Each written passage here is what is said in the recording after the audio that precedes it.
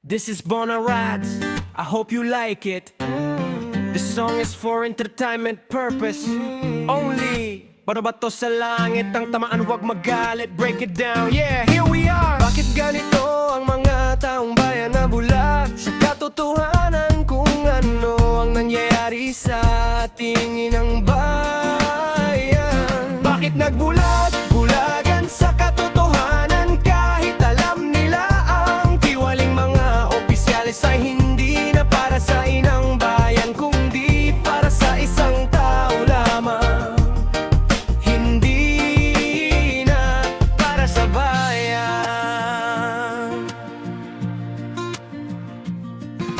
Gumising ka na taong bayan, huwag magpapadala sa kasinungalingan. Kahit alam mo ang tama at mali, bakit pumapanik ka pa rin sa mga salot na naglilingkod sa bayan? Bakit nagbulag, bulagan sa katotohanan kahit alam nila ang tiwaling mga opisyalis ay hindi na para sa inang bayan kundi para sa isang tao lamang. Hindi na para sa bayan. May mga magnanakaw na kahit lantaran na ay kasinungalingan pa rin ang umuiral sa kanila. Ganito na ba ang takbo sa ating politika sa Pilipinas? Bakit nagbulag, bulagan sa katotohanan kahit alam nila ang tiwaling mga opisyalis ay hindi na para sa inang bayan kundi para sa isang tao lamang.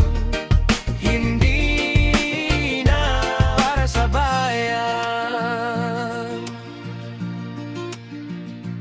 Puro bangayan at personalan ng banatan at walang nagpapatalo kahit nakikita na ng taong bayan ng kanilang mga walang kabuluhan na mga ginagawa. Bakit nagbulag, bulagan sa katotohanan kahit alam nila ang tiwaling mga opisyalis ay hindi na para sa inang bayan kundi para sa isang tao lamang. Hindi na para sa bayan.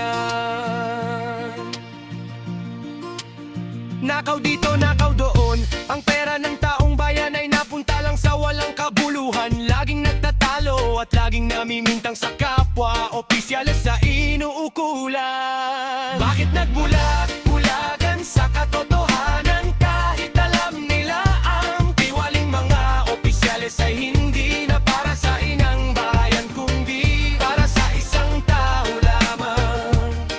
Hindi na para sa bayan.